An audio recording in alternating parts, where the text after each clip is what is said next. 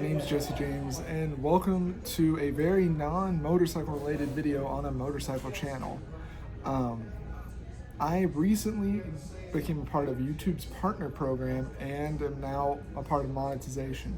So even though it's very off-kilter for what I'm usually doing here, of talking about motorcycles and working at a Harley-Davidson dealership and what that's like, I thought what better opportunity to make a video and explain like the monetization process, what it looks like, and how I personally went through it, and kind of explain those things for like what it's like.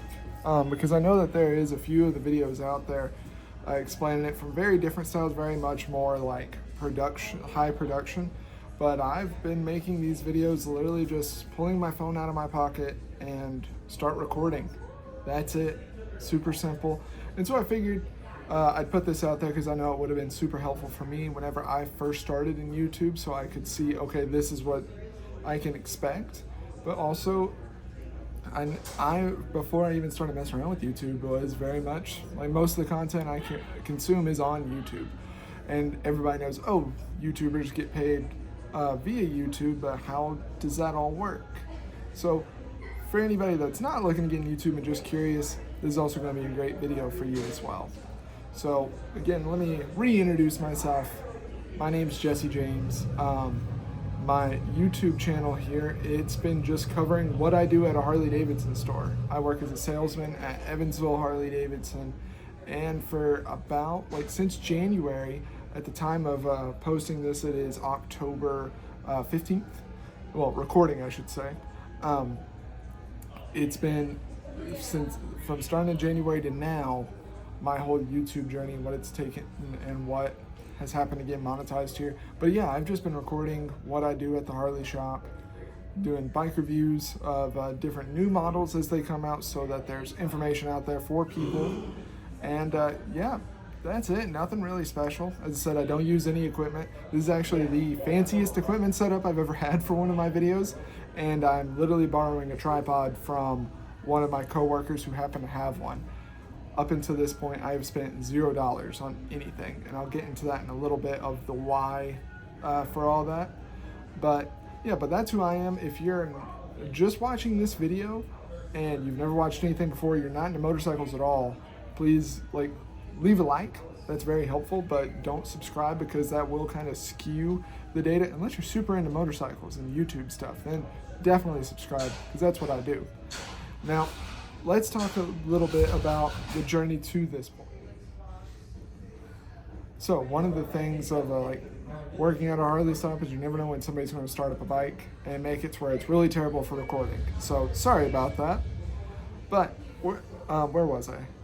Talking about the requirements of and how we got here. So the requirements to become a part of YouTube's partner program is there's tiers to it. The first one is where you can kind of apply to have your channel looked at to be added into the partner program. That is at 500 subs and 1,000 watch hours. That one is not too terribly difficult, all things considered, and really, especially from what I've read and learned about YouTube, it's actually never been easier to get monetized on YouTube because how they've changed the requirements.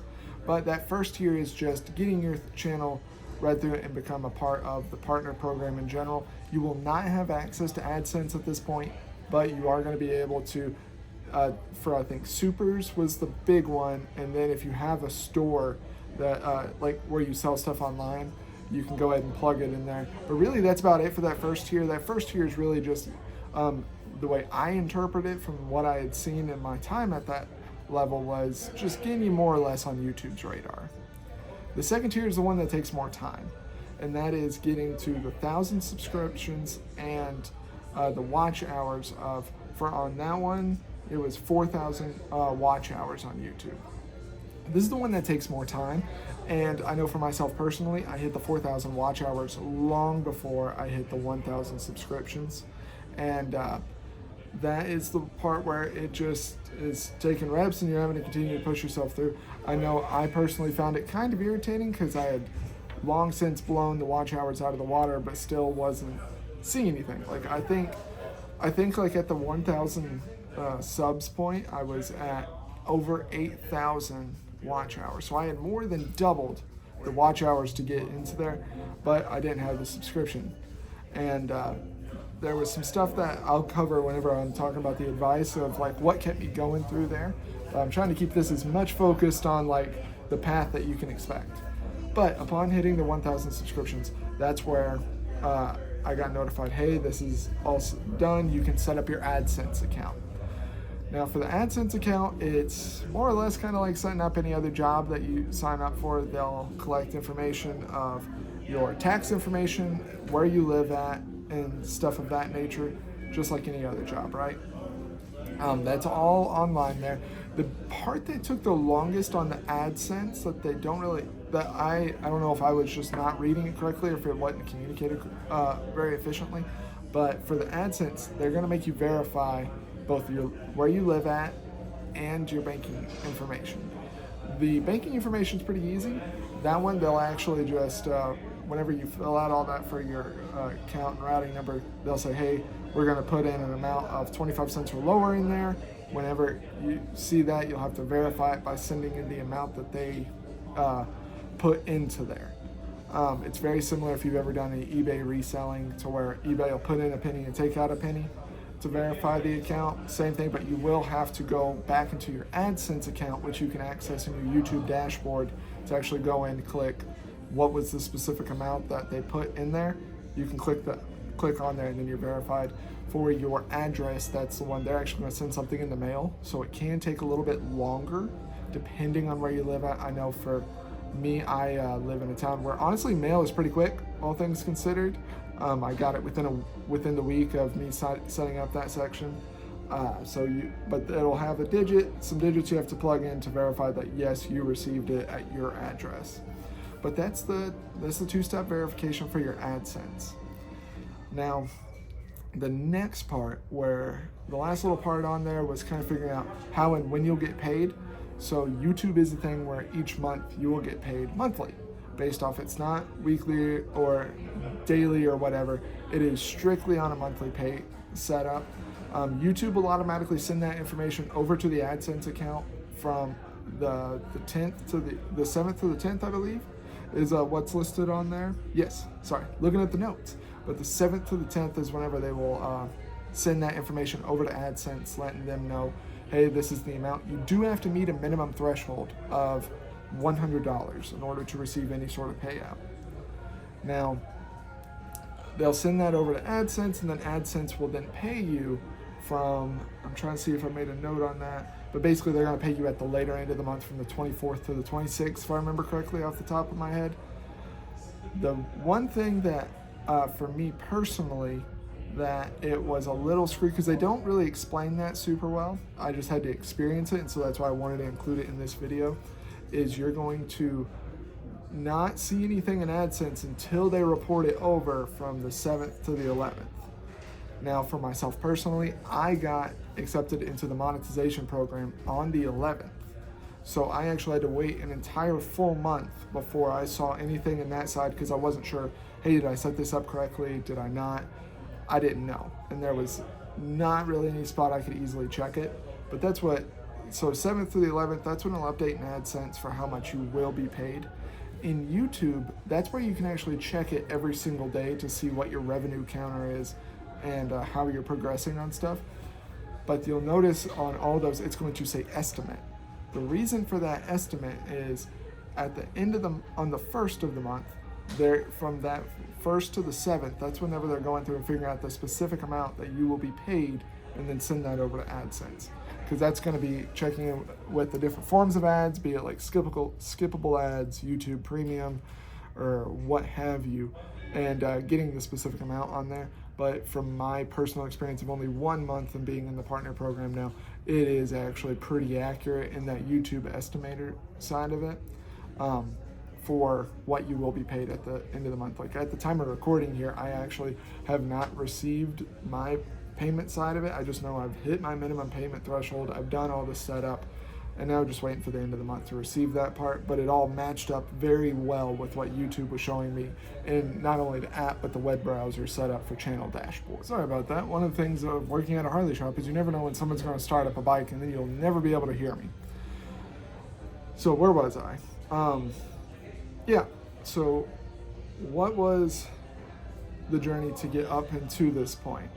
So I started this channel primarily as a project for myself. I had I went to college, and one of my degrees had like a little minoring in marketing, and so I had plenty of experience and learned a lot about like what it takes to market oneself, but never really used it.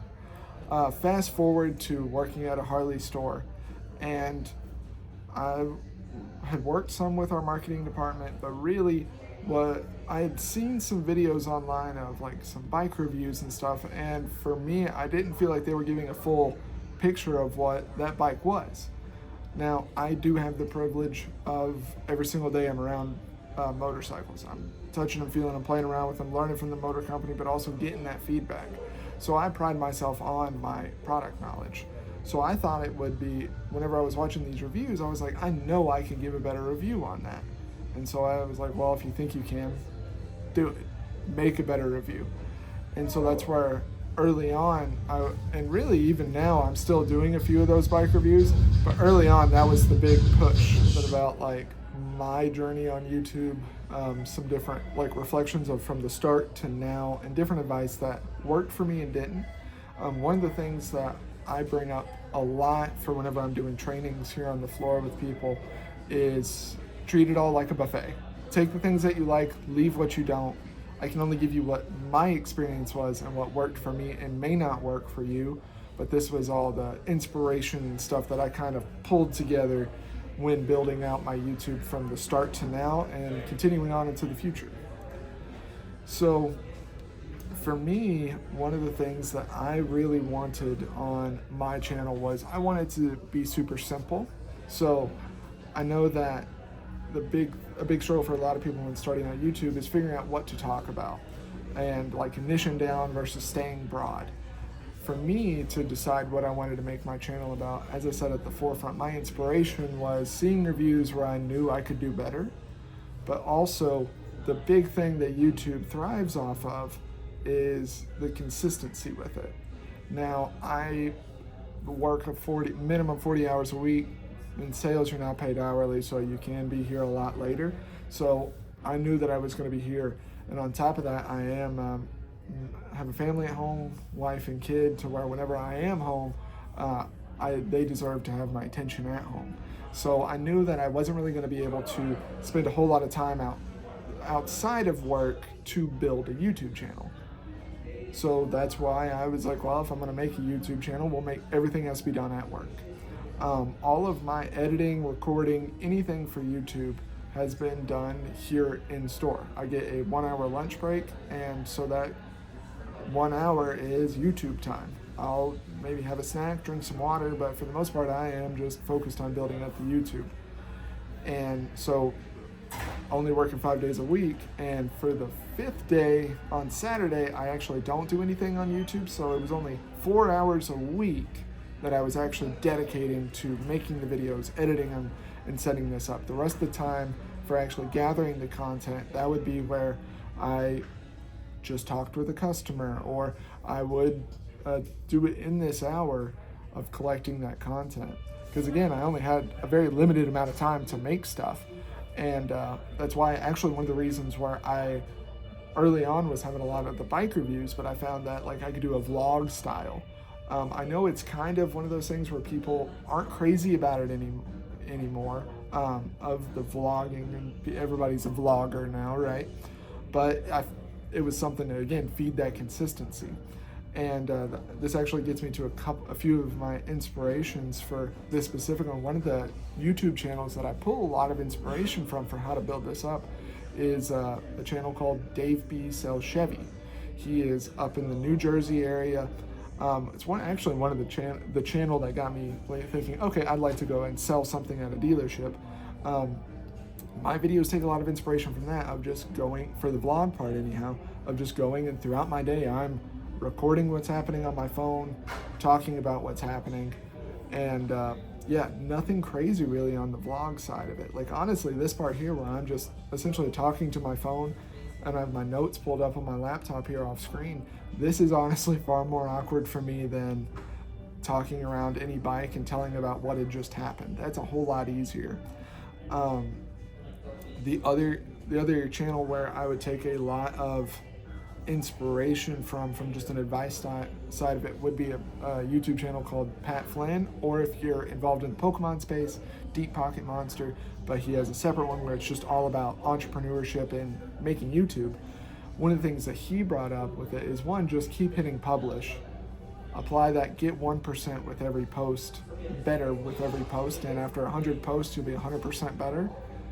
That's that was some great advice that continues on to this day for me. But one of the other things that he's talked a lot about is storytelling. I know that right now in 2025, this is the rise of AI. Everybody's like, okay, rise of AI. That makes it sound very Terminator-esque. But no, where AI and content is becoming a bigger and bigger thing. One of the things that he's brought up is tell your story. Everybody has their own unique perspective of what's going on for them. All you have to do is figure out how to relate that story and tell it out to people. So in my early vlogs, there's a lot of stuff where I'm kind of trying to figure out what my flow is of telling a story. And it was, again, that 1% rule of getting better. And I know, to circle back to where I started on this topic of being very niche down because of time of working at a Harley dealership, the other thought was, I was like, well, what inspired me to do this and have the confidence to give it a try was Dave B. Sell Chevy of salesman, literally just talking about his day. Apply the same concept. And so that's what I've strived to do with every single vlog. So now on to the bones of this whole thing, since I know I've talked a lot about content and the part that inspired me with the stuff, but onto the bones of how I go about a lot of this stuff. And that was actually inspiration from another YouTuber that does strictly vlogs, specifically on travels and places he goes around. It's a channel called Paging Mr. Morrow. A lot of his content is going around and talking about Disney World. I'm a very I don't know if it'll show up great in the shot, but I have a Mickey Mouse tattoo on my arm. But I'm very big. I love going to the different Disney parks and stuff. And so for me, one of the things he brought up in his channel was, it all just started out for him if he was just making home movies and posting them to YouTube. Years later, it became a thing where he's got an apparel line and he's got all this stuff going on and he's got to go see other places of the world and traveling. But it all just started out with making those home videos. And even today, he uses a simple camera, iMovies, and really that's about it for most of his content. Doesn't go crazy on editing software. And for his thumbnails, which is, I have shamelessly started copying his thumbnails. It's literally half of the thumbnail is a photo of whatever he's got going on, and the other half is a photo of him. Reaction of what's going on. And the reasoning for that for him was he's not a video editor. He's not whenever he started out on this thing, he wasn't somebody that spent a whole lot of time, had Adobe Premiere and all these great things with it. He was just a simple guy.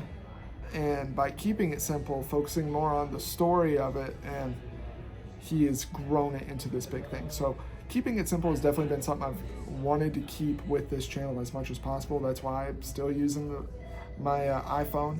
I did get the Pro Max to where it had the really good camera, but again, keeping it simple, not doing anything crazy, especially while getting it off the ground, right? You don't want to, in any business, you don't want to extend yourself, spend money that you don't have. And all my money goes towards bills and taking care of my family, so I wasn't going to spend any money on any crazy equipment, right? But no, so that keeping it simple to build it up. I use iMovies on my laptop, and honestly, most of the time I use iMovie on my phone just because it's already recorded. I don't have to do any uploading one way or another. For my thumbnails, I'll actually use Transcript, which is a app that comes onto Apple products to where you can make do the little basic photo editing in there, and I use those as my thumbnails because there is such a thing of overcomplication with it. But the other big thing that you'll get by keeping it simple is you're making it to where brand recognition, right? It's doing the same thing over and over again to that consistency. to where people will recognize it. And this also kind of goes back to the Pat Flynn advice of 1% better every single time. And at first, your quality is going to be terrible because you have never done this before. But consistently get 1% better.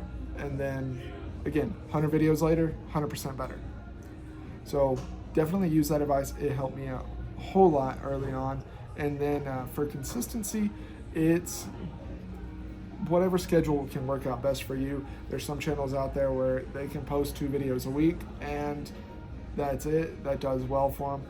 For me personally, I will post, I think there's only been like 2 times all year where I have posted a long form video on Saturdays, because that's really what inspires me and keeps me, that's the thing that I really just enjoy from a consuming of content point of view. But I also do short form content. And the reason that I do the short form as well as the long form content was it has brought several people into the my community that has been consistently showing up. So, and they will go over to the long form, which is great. What I needed in those early days though was, okay, I want to make this one long form video, but I can make 6 short form to where I'm getting myself on the camera, I'm practicing talking. That way, again, 1% better over the course of a week, tally it up and keep going, I would get better. And it also did help me with my consistency standpoint of, I knew that, hey, at the bare minimum, I've got to do 5 short form, right? So that, 6 short form. I went down to 5 at this point, but made me do that part. And it's like, well, if I'm going to do the short form, I might as well already do the long form while I'm here. And so it helped me early on while I was getting into that habit of building out the content. But that is very much a per individual. Some channels do just fine with one post a week or 1 post a month, but it's that consistency that you're going to have to get set up. Talking about short form versus long form, it actually leads really well into the next topic, which is what I forecasted for myself based off of analytics that I got at the end of the first month, in my first month in January.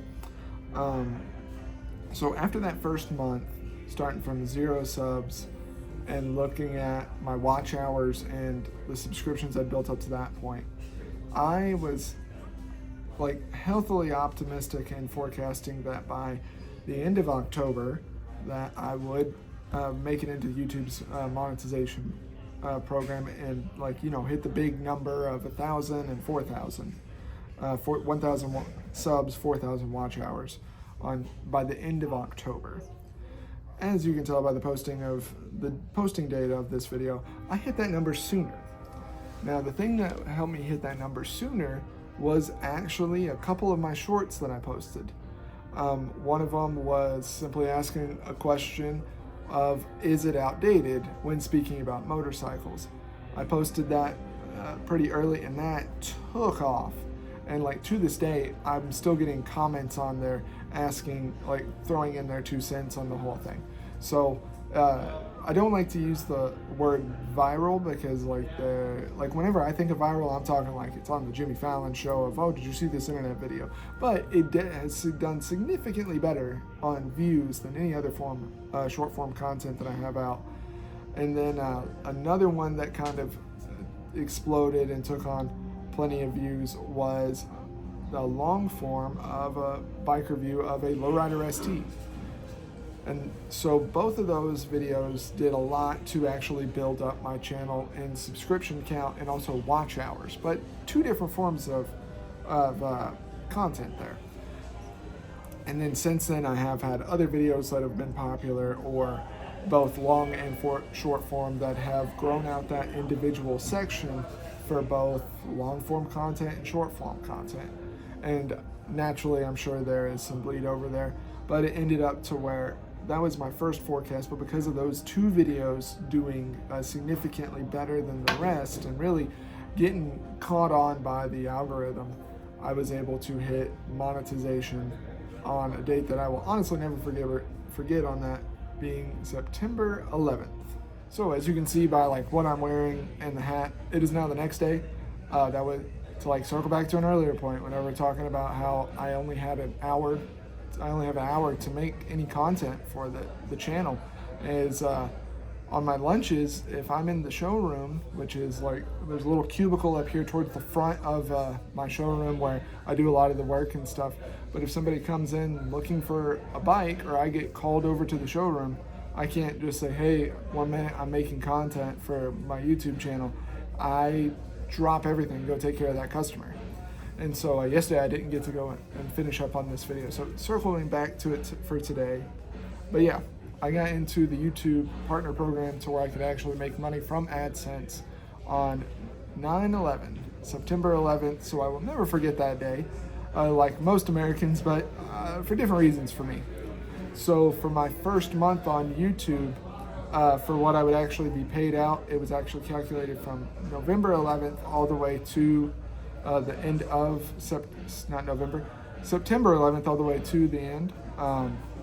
Yeah, again, one of the things, keeping it simple, and so little mistakes and stuff like that I keep in there because that's real. That is, to circle back to the storytelling side of it, that is, that's what's happening to me, it's going to be in the video because only I can tell my story, right? But so for what I'll bring up for the first full month, I've calculated it based off of September 11th to October 11th, even though my first month payout was for that window there, right? So for my first month on YouTube, right at the end of October 11th, I made a grand total of $130.51.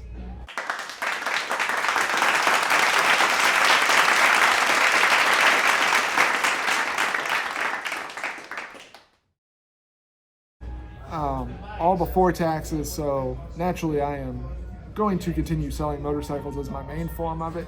But one of the things that I never started this from a money standpoint.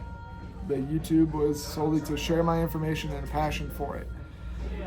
And like my passion for not only like my job, but also for the motorcycles, and get that out there for people, and that home video just documenting what things happen. But on the same coin, if somebody offers you like essentially here's $100 for doing some like easy little YouTube videos, I'm not going to say no to the $100. And so that's like awesome thing that I get to do this and see monetary return on it. So that's cool.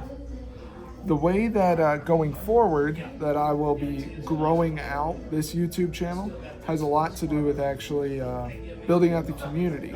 And so that was something early on that I knew I wanted to do, was actually try and build a community, not just on YouTube, but like around it. Because one of the things that is brought up a lot in the motorcycle world is the riding community. It's not just Harley or Honda or Indian, one brand versus the other. It is, if you ride, you're a part of that community. And so I knew I wanted that to be a part of this channel one way or another, even though like working at a Harley dealership, I'm primarily working around the Harleys, right?